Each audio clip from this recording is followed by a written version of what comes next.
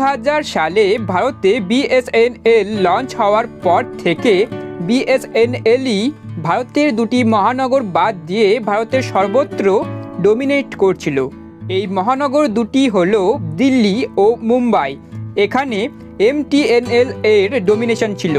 2008 সাল পর্যন্ত বিএসএনএল এ সব ভালোই চলছিল, কিন্তু 2009 সাল থেকে বিএসএনএল এর ডাউনফল শুরু হয়েছিল যখন 2009 সালে ভারতে 3G আসার সময় ভারতের অন্যান্য প্রাইভেট টেলিযোগাযোগ কোম্পানিরা রিচার্জ প্রাইস অনেক কমিয়ে দিয়েছিল এবং বিএসএনএলকে টাফ কম্পিটিশন দিয়েছিল।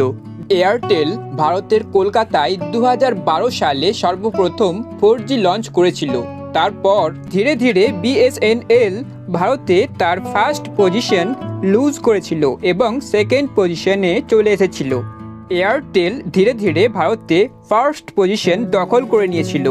তখন ভোডাফোন এবং এয়ারসেলও ভালো কম্পিটিশন দিচ্ছিল, আর তার সাথে আরও অন্যান্য টেলিযোগাযোগ কোম্পানি তো ছিলই।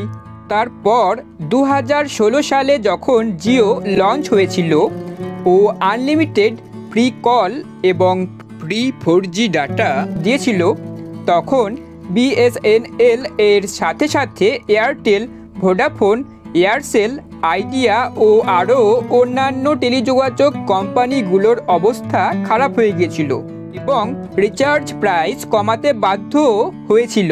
কিছু কোম্পানি তো বন্ধ হয়ে গিয়েছিল, যেমন tata Docomo, MTS, Aircel, Reliance প্রভৃতি।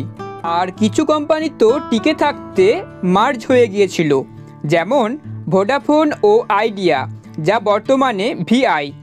জিও, এয়ারটেল, ভিআই যেখানে 4G সার্ভিস প্রোভাইড করছিল, বিএসএনএল তখনও সেখানে 3G সার্ভিস প্রোভাইড করছিল, যার ফলস্বরূপ বিএসএনএল এর আরও ডাউনফল হয়েছিল এবং তা কন্টিনিউ হতে থাকে 2024 সালের জুলাই মাসের 3 তারিখ পর্যন্ত।